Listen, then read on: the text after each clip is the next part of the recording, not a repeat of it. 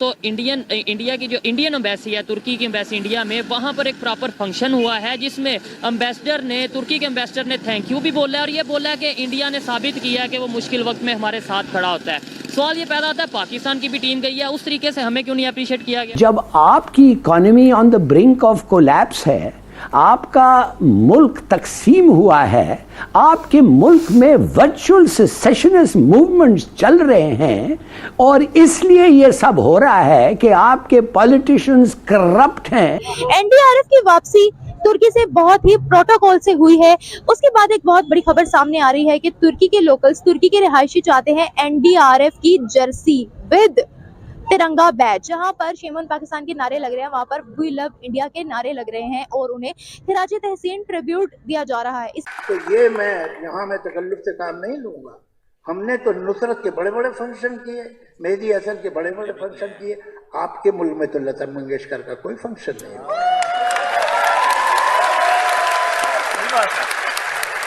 तो हकीकत ये है, चलिए अब हम एक दूसरे को इल्जाम न दें, उससे सॉल्व नहीं होगा।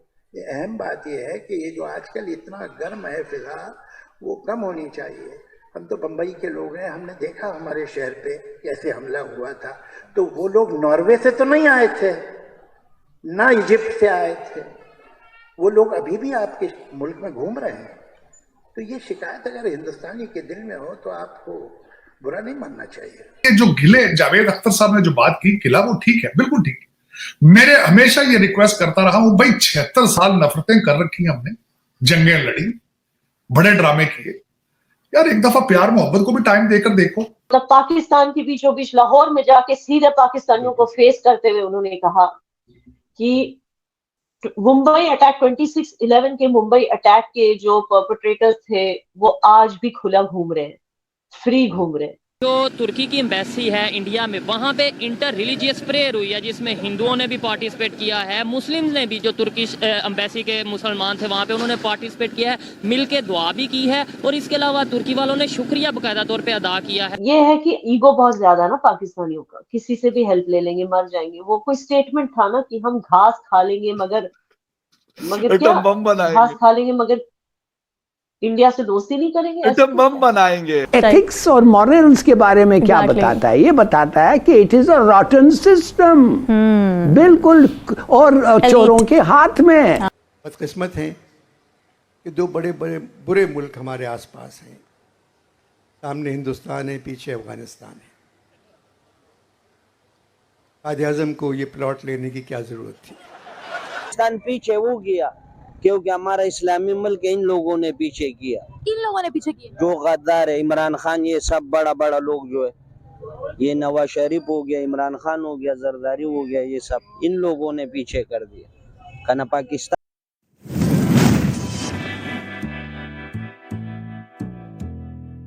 है इंडिया में, वहाँ पे इंटर रिलीजियस प्रेयर हुई है जिसमें हिंदुओं ने भी पार्टिसिपेट किया है, मुस्लिम ने भी, जो तुर्किश एम्बेसी के मुसलमान थे वहाँ पे, उन्होंने पार्टिसिपेट किया है, मिलके दुआ भी की है और इसके अलावा तुर्की वालों ने शुक्रिया बाकायदा तौर पे अदा किया है, थैंक्स बोला है इंडिया को ऑपरेशन दोस्त के लिए। और इसके अलावा बहुत सी एड इंडिया की तरफ से जो भेजी गई है, तकरीबन 10 से 12 फ्लाइट्स भेजी गई हैं। मैं इसके ऊपर बात करना चाह रहा हूँ कि ऐसे ह्यूमैनिटी को नहीं प्रमोट किया जा रहा, आपके ख्याल?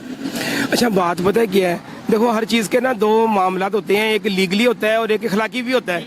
अगर हमारी तवक्का कभी कभी ना तकलीफ की हालत में अपने सगे बहन भाइयों से ज़्यादा होती है, लेकिन अगर अपने सगे बहन भाई, ठीक है, अगर वो सगे बहन भाई काम ना आ सकें तो उस टाइम अगर हमारा कोई गैर हमसाया या दूर का हमसाया जिससे हमारी कभी कभी लगती भी हो, वो मुश्किल टाइम पे अगर हमारे साथ खड़ा हो जाए और हमारे भाई बहनों से बढ़ के हमारा साथ दे दे, तो फिर वो दुश्मन भी दोस्त बन जाता है।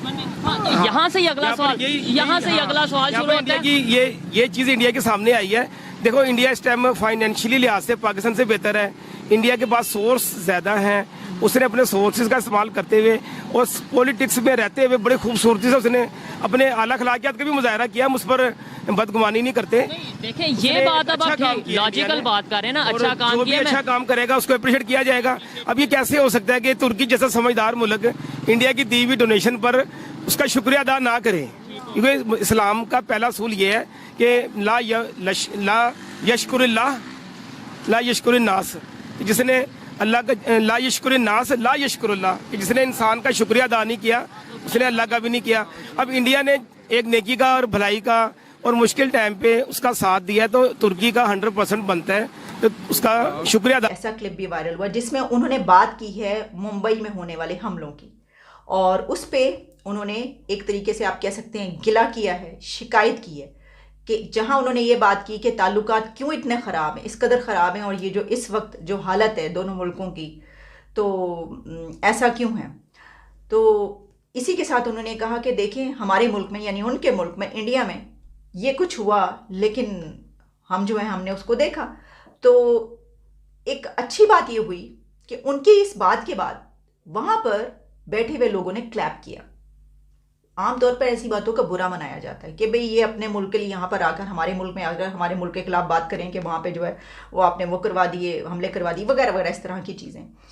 तो लेकिन वो क्लैप हुआ। इससे हमें ये पता चलता है कि अभी लोगों में समझ-बूझ बाकी है। ऐसे लोग मौजूद हैं कि जो टॉलरेंस भी रखते हैं, और सबसे बड़ी बात ये कि जो बात को समझते हैं और सच को जानते हैं, और सच सुनने में या सच बोलने में जो है वो गुरेज नहीं करते।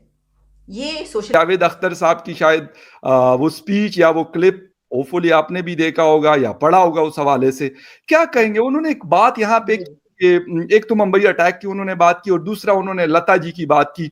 पाकिस्तान में भी उनकी बहुत ज्यादा फैन फॉलोइंग है, मेरे समेत बहुत दुनिया उनको सुनती है, अब भी सुनती है, पहले भी सुनती थी।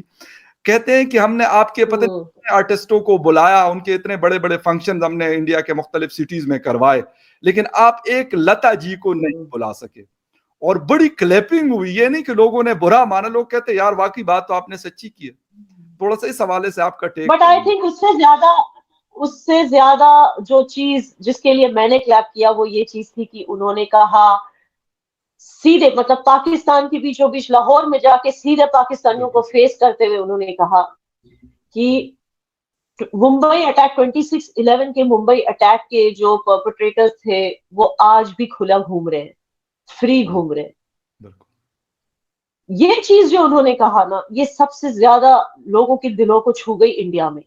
I mean, it was really unexpected because mostly हम जो इन आर्टिस्ट को देखते हैं ना, जो इंडिया के आर्टिस्ट हैं, मुझे पता है कि आप लोग इनके बहुत बड़े फैंस हैं, हम भी हैं, मगर अनफॉर्चुनेटली इन लोगों ने हमेशा डिसअपॉइंट किया है इंडियंस को, अपने ही लोगों को। वो कहते हैं ना, अपने घर की मुर्गी अपने घर के लोग तो चप्पल लगते हैं। सही।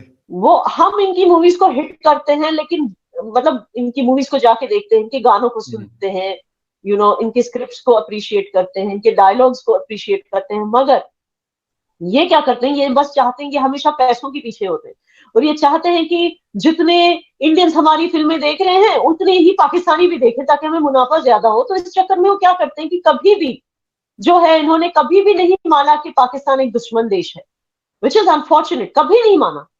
ठीक है ना, हमेशा यही, इवन यहाँ तक कि विराट कोहली भी जो क्रिकेट टीम का कैप्टन रह चुके, ये भी जाकर मतलब कहते हैं it is just a sport, and he is always talking nicely about Pakistan, same with most of the film stars except maybe Akshay Kumar, except maybe a few.